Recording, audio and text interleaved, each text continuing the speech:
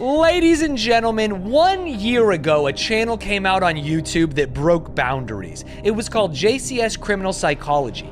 Everyone on Twitch was watching it. That is, everyone except me. Now that JCS has come back, I want to attest to my sins. I want to disavow Gordo. And I want to watch something that I think people are maybe interested in. This is my first ever, brand new JCS Criminal Psychology video, Yeardley's ex-boyfriend. Today's date is May the 3rd, 2010. May 3rd, 2010. What was little Stanzy doing?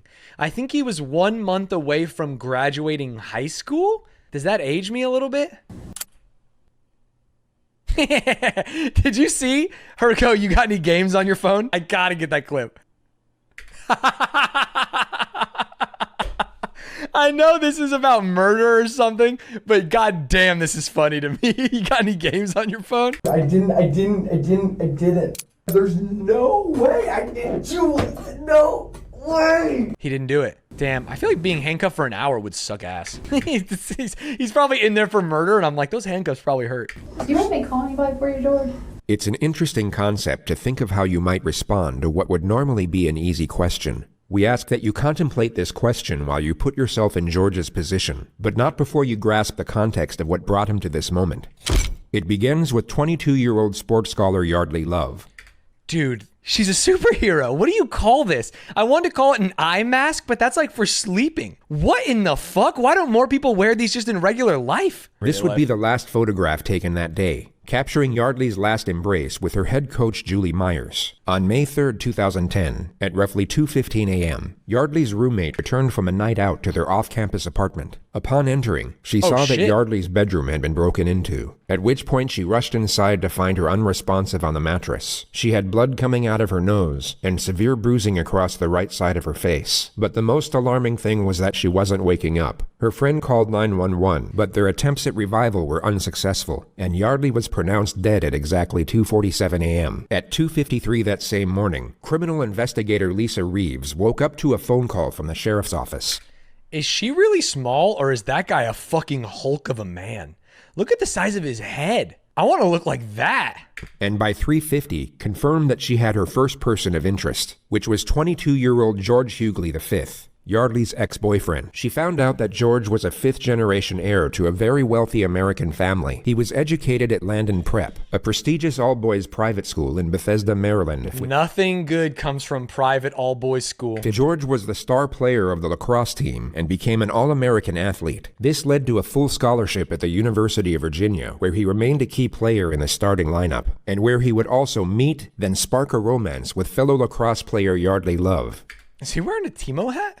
They dated for almost 2 years. Hughley and Love's relationship was an on-again, off-again one, where they cheated on each other throughout and that tempers flared both ways. Everybody watched the relationship. People were really troubled by it. They were scared for her. Nobody knew what to do. Ugh. Yeardley ended the relationship. You hate to hear that, right? Like, oh yeah, we all know he was a piece of shit, huge temper, beat the shit out of her, and then like she dies? Ah, that must be so hard. 9 days later, she was found dead in her bedroom. And that same morning, George Hughley would hear a knock at his front door. He opened to Detective Lisa Reeves, who was dressed in civilian clothing. She introduced herself as a police officer, but mentioned nothing of the crime. She simply stated that she was conducting an investigation that could benefit from his presence at the sheriff's office. Was she the woman in the video? George's response was to lethargically put on his flip-flops, then walk over to the passenger side door of her unmarked police car and let himself in. Somewhat bewildered, Lisa got in and drove them to the police station a few minutes away without talking. It was around then when she noticed bruising on his knuckles and cuts on his forearm, at which point George was no longer a person of interest. He was the prime suspect. Right. That's very reasonable. All right. Today's date is May the 3rd, 2010, 7:52. My drama papers do. My drama papers do. My drama papers do right now. All right, your first name is George? Yes. Right away, you'll come to notice that George is oblivious to the gravity of his situation, and it would be very safe to assume that he at this moment is unaware that Yeardley has died. He seems to believe that he's in as much trouble as he would be sitting in a principal's office, and the sooner he provides a sanitized version of the truth, the sooner he'll get to go home. This narrator is doing a lot of lifting. Hey, maybe he thinks, and then like 3 sentences about something that we have no idea. He lethargically put on his flip-flops, surprising everyone. And it's like, you mean he put on his shoes and got in the car? That's With a JCS? sympathetic undertone. Hey, I'm a JCS virgin. This is my first time. I'm sorry. She needs the suspect to feel safe and secure for the time being. As the less cautious he is, the more information he's likely to give away. You have the right to talk to a lawyer before questioning and have one present during questioning. It's crazy that he talks to her for an hour and doesn't get a lawyer. You gotta get a lawyer, whether you've done something or not. George has 2 options here. Option 1 is to remain silent, then allow J-Mod, his father to get him the most expensive attorneys in the country. He would then have years to examine the evidence, evaluate the many options available, and then construct the most self-preserving storyline with world-renowned experts in criminal defense before they present it to a jury. Unfortunately for George, he takes option 2, but before he does, Would you shit your pants and talk? That's so much funnier when you lay it out that way. Remember when I said he was a fucking oil baron and that his family had more money than sense? All he has to do is call Papa and he'll never go to jail. For sure, that's how it works. Or option 2, he just reads through there. Got it? Yep. Awesome. Just need your signature there that you understand your rights and are willing to talk to us. And the time now is 7:53. That's a new PB for her. Let's kind of start. I'm going to kind of ask you some questions, and like I said, we'll explain things a little bit later. Tell me about your I day. love ask questions and then explain later. That's so fun. It feels like it's just, it doesn't feel like it. It is so stacked against you if your goal is to hide anything from them. Hey, we're going to ask you a ton of questions, get your answers, and then we're going to tell you the facts of the situation and find out where you lied to us. Who's Yardley? Yardley is my former girlfriend, Okay. which this whole thing's about, which I understand. Oh. George has now initiated the investigative subject matter himself. It's the perfect opening scenario for the interrogator because she's given nothing away, making got it the more Valorant likely for him accent. to reveal details that will contradict the evidence. I was like Yardley, and she was like already totally freaked out because Face of cam over what subtitles? she Oh, did whining. this past a few days ago, and we haven't talked since. And I was just gonna go talk to her. Yardley slept with another lacrosse player from North Carolina the week before, which is what he just referred to. She was already freaking out. You can't come in, you can't come in. And I was like, I'm just trying to talk to you. The investigation team obviously had no way of knowing this, and George has now confessed to the crime of second-degree trespass. More importantly, however, he's just confessed to initiating the supposed confrontation. He now can't say that he was somehow tricked or misled into that situation. He knowingly stepped into it, and the critical fact he can actually recognize and remember this will be used against him repeatedly in the future. She started being really defensive. It's crazy. I was just hitting her in the face and she was getting really defensive. You know, block left, block right, parry. She was crazy with it.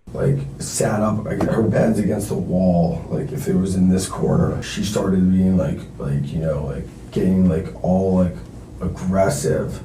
Oh.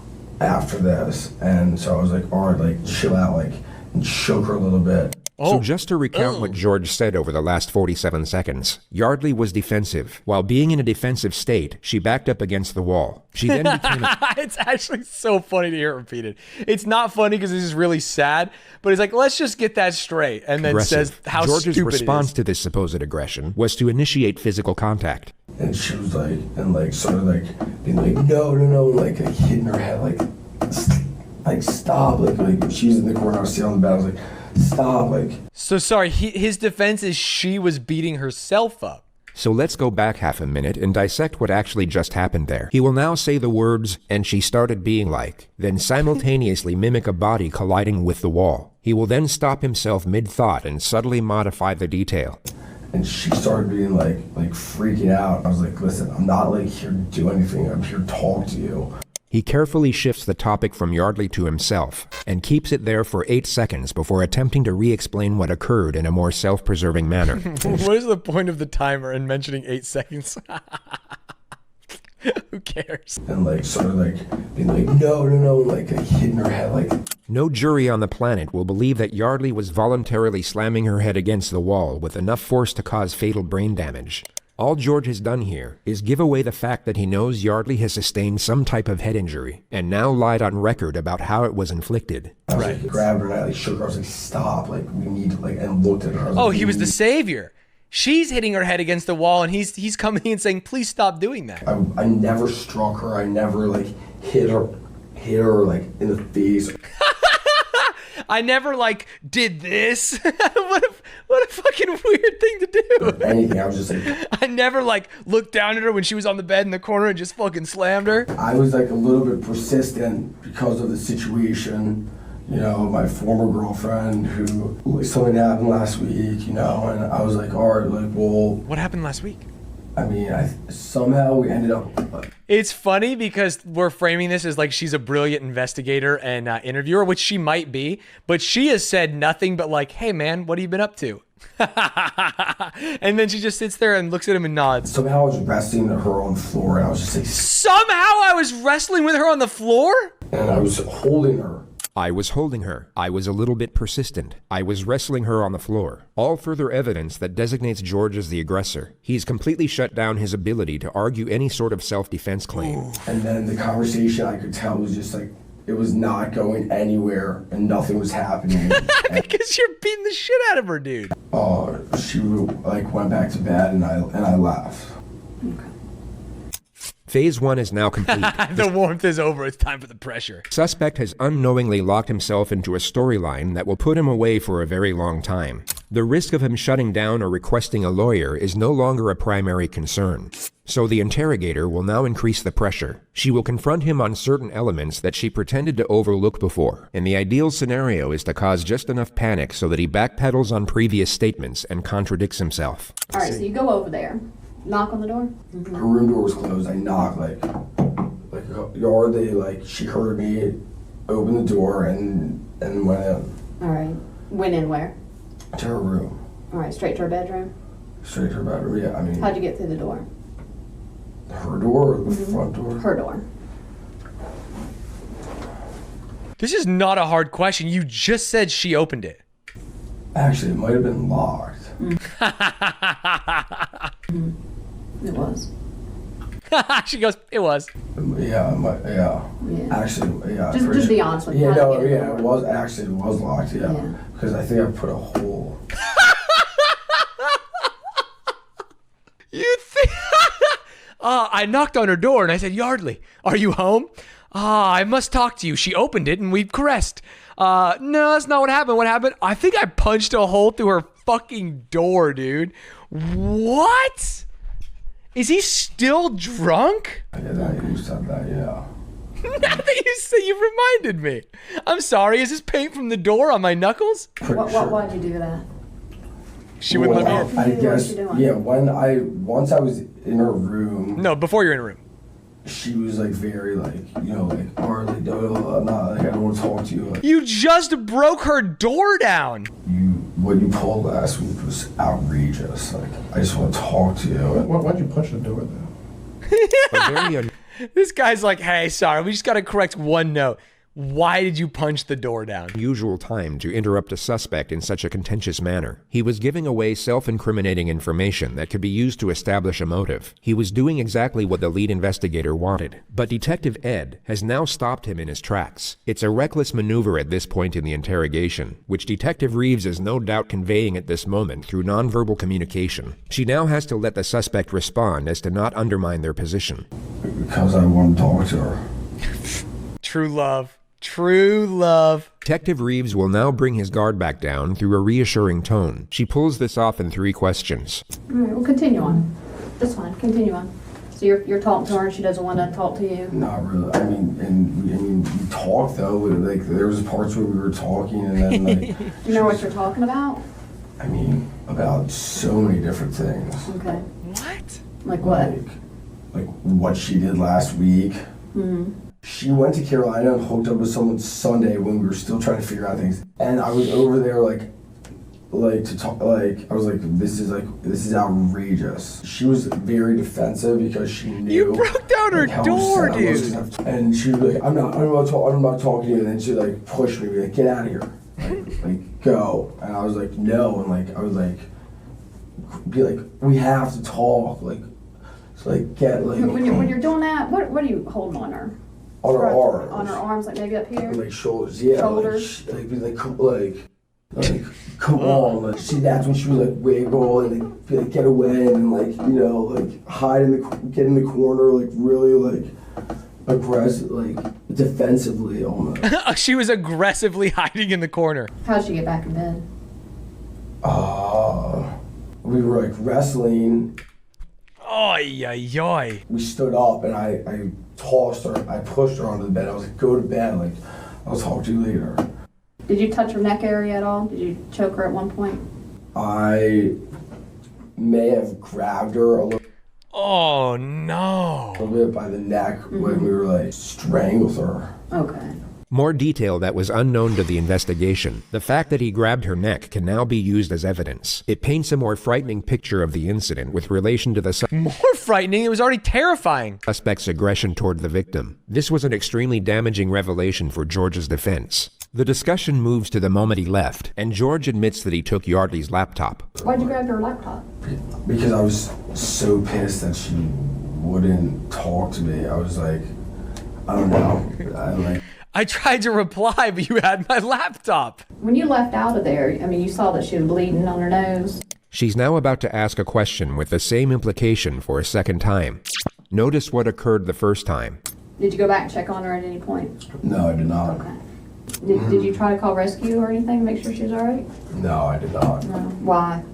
The face of bewilderment, if there ever was one. It's very strange that he's so taken aback by such a question, especially when you take into account the possible outcome if he had actually called for help. One medical expert revealed in the courtroom for the very first time that following Yardley Love's brutal beating, had George Hughley or anyone else called for help, she might have survived. News always does a lot of like weasel words that are like, one person close to the victim, it was a person walking by, says maybe if he would have called it, there's a chance that she could have survived, maybe. And it's like, everyone's like, yeah, totally. Should have called. At any time when you were shaking her, did her head bang the wall?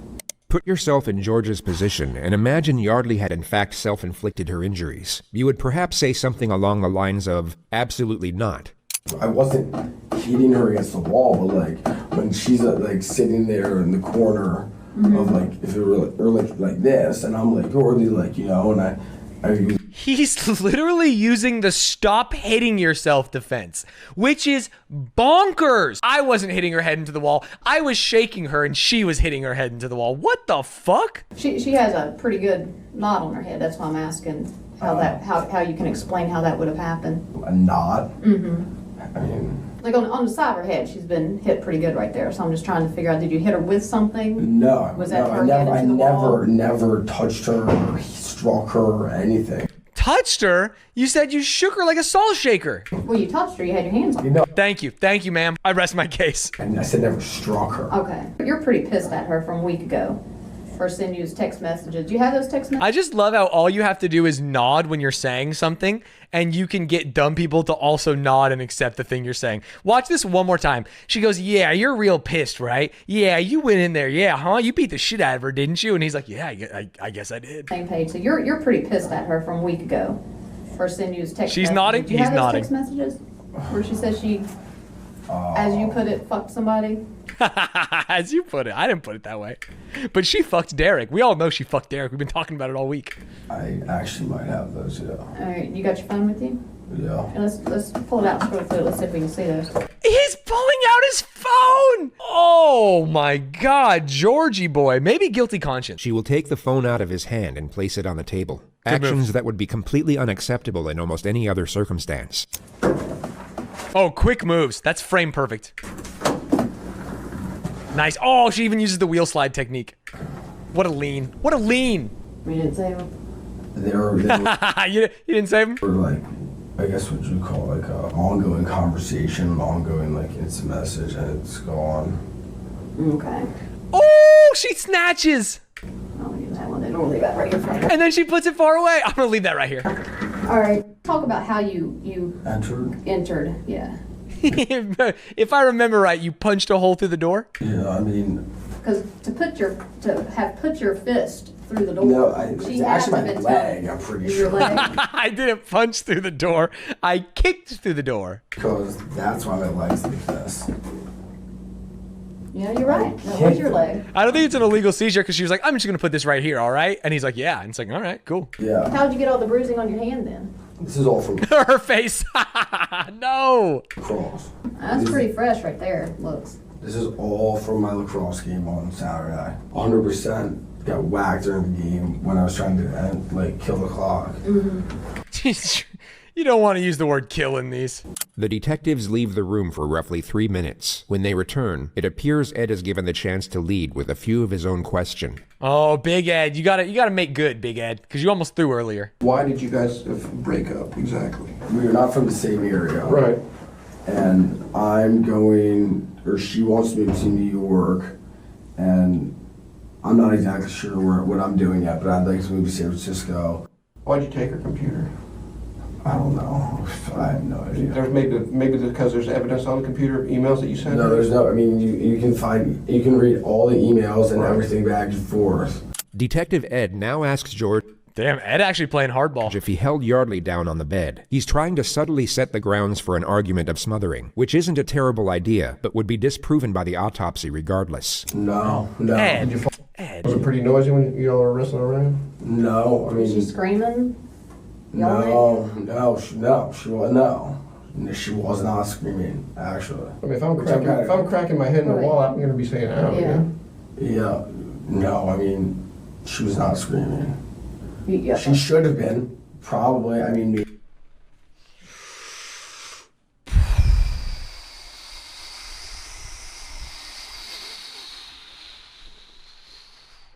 That is absurd.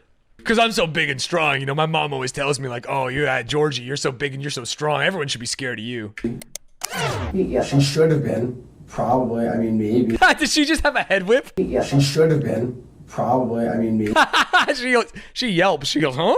At any point before you said you, and this was your words, you said you tossed her on the bed and then you left. Yeah, All right. At any point before that, did she lose consciousness? no. You missed anything that no one asking right now? George rambles about why there was no reason for taking the laptop for another 20 seconds, during which time Detective Reeves decides that enough information has been attained. Phase 2 is now complete, and the fate of Yardley is about to be revealed. These moments in interrogations are considered important for the purpose of gauging a suspect's response. It's believed that a sharp and sudden revelation can make it difficult to fabricate emotion. So in theory, this will cause a suspect to provide either a genuine response or a relatively obvious disingenuous response. Well, I have to tell you I think something. I know why you took the computer. Oh, here comes the big reveal. They're just going to hit him with she's dead, right? In the midst of what would Oh, they both are going for it. She says, well, I have to tell you something. She's dead. He goes, well, I think I know why you took the computer. in a flawlessly executed moment, Detective Ed jumps back into the laptop mystery. I think they're giving Ed a lot of shit, and I think Ed did okay. Poor to okay. He's not fully throwing. The suspect has But look at her eyebrows. Her eyebrows to the moon right now. essentially confessed to murder. This really wasn't the time for regurgitated conjecture over a petty theft misdemeanor, which Ed was clearly being advised of once again through nonverbal communication. Why do you think? She goes, yeah, why, Ed? All right? Go ahead now. She's dead. You killed her, George. That's when he was just sitting there? She's dead? Oh. I think you knew that already. No, I did not. In our opinion, I mean, I think it's hard for like someone to be like, oh, he's acting or not. I mean, it seems like, oh, wow, that doesn't seem like a genuine reaction, but it could be. People are fucking weird. George is being truthful here, and we believe the interrogator feels the same way in this moment. She's dead? How the fuck is she dead? Because you killed her, George. How the Yeah, what a crazy question to ask. Hey, don't ask questions you don't want the answer to, Georgie. fuck is she dead? Because you killed her. George appears to be going through a delayed response, and this denial appears to be a momentary coping mechanism before the reality of the situation truly hits him, which will happen at this time in the footage. She's dead? Yes. She's dead. Yes. She's dead. She's dead. How? How? I already told you how. You already told us how as well. How is she dead? Ooh, you already told us how is such a goated line. Oh my god. She's put her glasses on the binder to block his phone. She's got the technique. You went in there to talk with her, but it got out of control, right, George? The detectives will now add further pressure to keep him talking. Suspects will often divulge information in these moments in the panicked attempt to save themselves. She started to fight with you. You punched her in the head, or you She's cracked. not dead. You cracked her She's head. not dead. You She's cracked her not head in dead. the window or in the wall. not dead. She is. She's not dead. I ain't BSing you right now. It's serious. She is dead. You were not here to dance with us. You're here because she's dead. Oh, that's a good line, Ed. Holy, Ed actually, I was off Team Ed, but I was trying to give him a little credit. He actually just hit the fucking sunglasses. Hey, we didn't bring you here to dance with us, kid. We brought you here because she's dead. Holy, Big Ed. I did not like hurt her. Like she's not dead. Then come down. Just out of protocol, what we gotta do is stand up for me, George. Go ahead, put your hands behind your back for me. Oh. Relax. It's all right. Relax, you'll be alright. Yeah, I mean, he does. His brain is like trying to come up with any situation where he is not a murderer, and it's doing that by just screaming, "She's not dead. She's not dead. She's not dead." Will you tell me she's not dead? Relax. Please, will you tell me You she's know what? not I wish dead? I could tell you that, George. 22-year-old. 22. And her life is done. She cannot be dead. I know it got out of hand, George. No, it didn't. You kicked her door down, George. It started out of hand. Did not. It didn't. And she's like, no, like, get away from me. You have to leave, you have to leave. I was like a little bit persistent. I Is she mean, screaming? she should have been. I didn't kill her and leave. I didn't just, I didn't do it. No way. No way. This is not funny.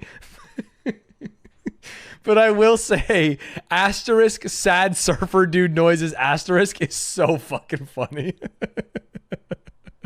I want a lawyer. Oh no! Oh, you're an hour in. Oh, 56 seconds. Everyone knows if you ask for a lawyer in the first hour, they have to take everything off the record. Why did you guys come in and say you were searching for an assault? No one said that. I never said anything about an assault. Someone came in this I morning. never mentioned to you anything. Just told you we're investigating something. Wanted to know. I'm investigating. So, Do you want me to call anybody for you, George? At the start of this video, you were asked to think of what you would do in this situation. Really try and imagine what would be At this point, you say, don't call anyone. I'll just go to prison for the rest of my life. Don't tell my family. going through your mind in this moment, as you might just gain a restorative outlook from both knowing the answer while not having to answer this particular question. But there is, of course, no possible way you will gain anything close to the newfound perspective George has acquired in this moment, which unfortunately for him is no longer of use. Want me to call your dad? this is, we call it Mom. Your mom? Is that who you'd like me to call? Talk to her. Mm-hmm. Can talk to her. I don't know about that. Damn, that's brutal with like, who do you want me to call? Your mom. Can I talk to her? I don't know. George, go ahead, put your foot down. Oh my god. Yep. These next few moments are a turning point. The leg irons seem to initiate a shift in his constitution, and his denial will completely cease from this point forward. He will continue to ask why and how, but he will no longer reject the severity of what is happening. Oh my god. Huh. Heck of a day, bud. Ed, shut the fuck up. Ed. What an asshole. Heck of a day, sport. Heck of a day, bud. That's so stupid. Call my mom. I'm sorry? Call my mom. Not right now. Yeah, you do want to talk to her. Now's when you need your family the most, bud. You know?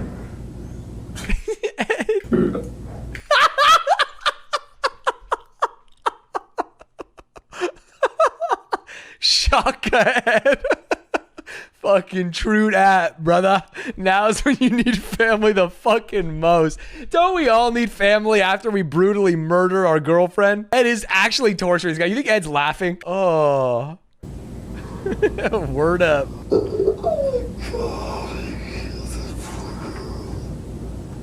Oh. George was taken to the regional jail soon after this moment. He would go on to plead not guilty to murder and was held. Oh, I mean, manslaughter? Without bond for almost 2 years awaiting trial. Contrary to his appearance in the days that followed his arrest for the murder of 22-year-old Yardley Love, he appeared pale, frail, and gaunt. The prosecution presented a case that Hughley went to Love's apartment that night, busted through her bedroom door, and in some way struck her, causing blunt force trauma which led to her death. We've also learned that on that night, George Hughley was exchanging what were described as playful text messages with 3 other women. Holy. Those messages continued late into the night and even after the alleged attack. Oh, no. Throughout this trial, Hughley has sat expressionless, almost stoic at the defense table. All of that changed today. As this police interview was airing, Hughley began crying, was often pinching the bridge of his nose with his hands and looking down as he listened to the sound of his own hysterical voice. George Hughley was brought to court to hear his lawyers plead for the judge to cut in half the 26-year sentence recommended. 26 years, huh? And the family for Yardley Love has put out this statement saying, "We find no joy in other sorrow. We are relieved to put this chapter behind us." Wow. He'll be released at the age of 45, meaning he will have the second chance at life Yardley was never afforded. You can decide for yourself whether he deserves it or not. Damn. What an absolutely bungled interview by old Georgie. I mean, thank God, right? Thank God he's such an idiot because they got to catch him. They probably would have got him either way, right? I mean, it was quite obvious. He had like text with her. He said he went over there. People saw her. There's a hole in the door. There's like paint on his knuckles and his foot and stuff. They probably would have got him, but they probably wouldn't have got him for as long as they did or as quickly as they did based on testimony from his own mouth. Holy moly.